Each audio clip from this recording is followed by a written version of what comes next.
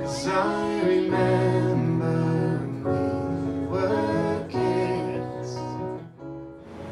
Whether we play bigger shows or really small shows, it's fun to just, when you can tell you connected with one person. That's all it takes for me to make a gig like worth it, wherever it happens to be. However many people happen to be there. So I think that happened a few times, and from what I was seeing today, which is cool.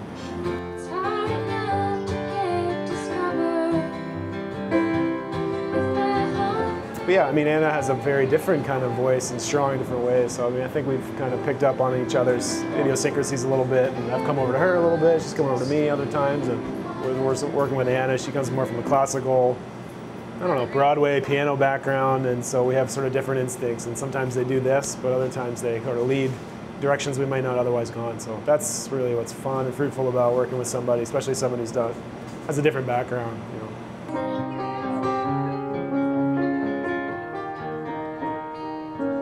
But going back, even just when we started working together, it's hard to where work ends and relationship begins. That can be a really tough line to draw, and maybe an impossible, hard line to draw, but sometimes it's necessary to just do that. Band's over with. We're just, we're not going to talk about music or the band and those kind of things.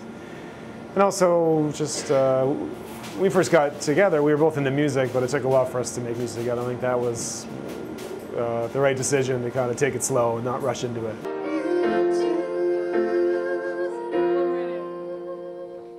But really, we live in an area where so many people are starting things out and trying to do them, so you're just kind of in that, it's inspirational and energetic, and a lot of people are creating and interested in small scale things, but it probably is a little bit harder than being in maybe like a small town, where you really would become something in that small town and have this a little bit of a launching point.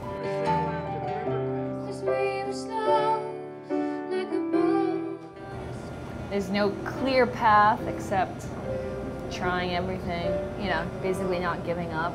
I mean, and then of course being smart with promotion and that, but it's like you could do everything and it still might not catch, and then you do nothing and then something catches. Even like on a small scale, I find that's what happens. You try and book a gig and you cast sort of a wide net, and then you think, oh no, and then things come to you and you're like, oh, okay, so that's how it works, There's a lot of opportunity to do it yourself, but also a lot of responsibility to handle social media and cold calls to radio stations and all that kind of stuff.